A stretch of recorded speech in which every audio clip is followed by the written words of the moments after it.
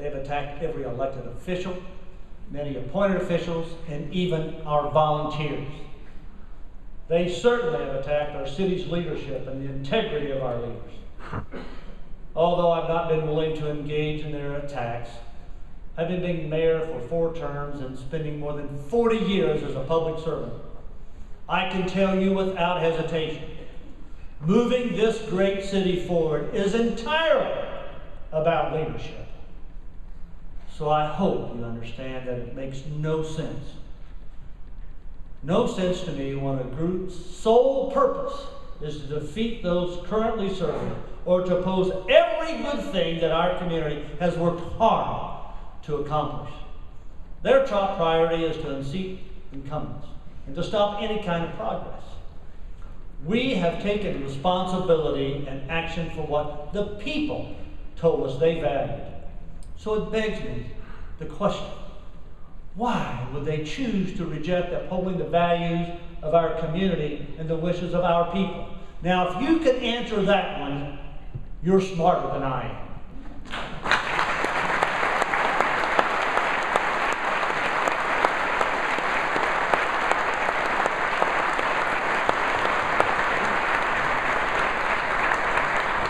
It's not just what you see or don't see, it's recognizing that our administration has listened to and learned from many diverse groups. We've been willing to compromise and build important alliances. We've seen firsthand the integrity and commitment of city employees, volunteers, and residents. I've been operating under the assumption that the reason these people have been devoting so much time and energy to tearing Columbus down is that they just don't get it. Well, I am wrong. The problem isn't that they don't get it. The problem is we are letting them sell it.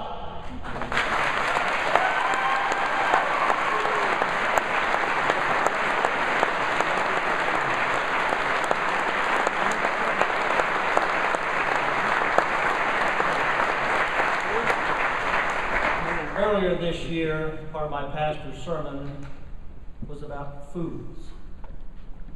He said, a fool is not an ignorant person. A fool is someone who actually has the ability to come to a logical conclusion, but who refuses to accept the evidence. These people are not ignorant. They just refuse to accept the evidence.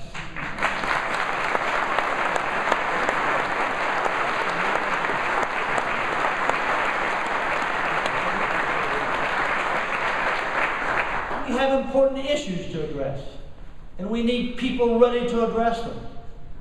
But I promise you, these people are not interested in solving community problems. They're interested in 3 things: bringing progress to a complete halt, blaming somebody else for doing it, and smearing the names and reputations of public officials, regardless of our records of service to our community.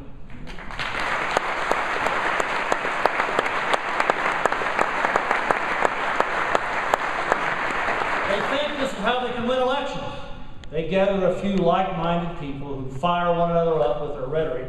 They talk about what they believe to be the shortcomings of others. They talk about the things they think we have done wrong, and they want to stop everything. Stop creating jobs. Stop creating educational opportunities. Stop securing our neighborhoods. Stop economic development. Stop investing in Columbus.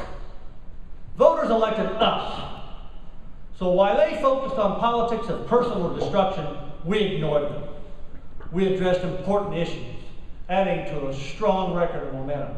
And we accomplished goals important to Columbus' future. Proverbs 29:18 tells us, where there is no vision, the people perish. These folks have offered not one piece of evidence that they can do better. They're interested in creating controversy, and as far as I'm concerned, their 15 minutes of fame ends tonight.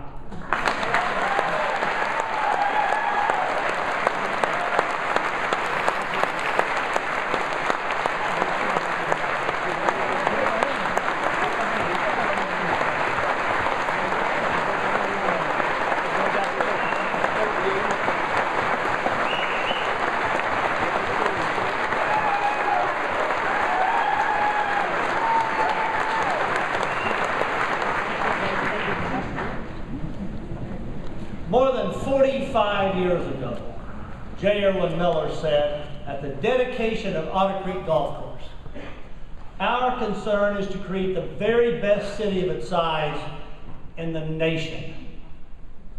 Columbus may have a small town atmosphere, but we are big in design with excellent schools and churches, a large number of businesses, a plethora of cultural opportunities, and a vision of excellence. This is the place where innovative companies want to grow and where the smartest workforce wants to live. And we have the evidence.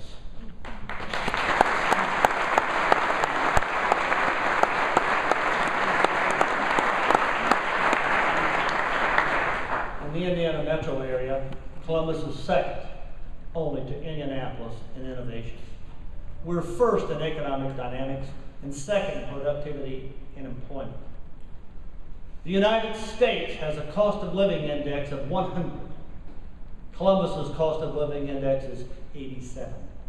Compared to the rest of the country, Columbus's cost of living is 13% lower than the U.S. average. The median property tax rate in the state of Indiana is $1.86. The median property tax rate in Columbus is $1.80. Columbus is recognized as one of the top 10 best communities of our size for raising a family, and one of the best small places for business and careers. GQ magazine says Columbus is one of the 62 reasons to love your country.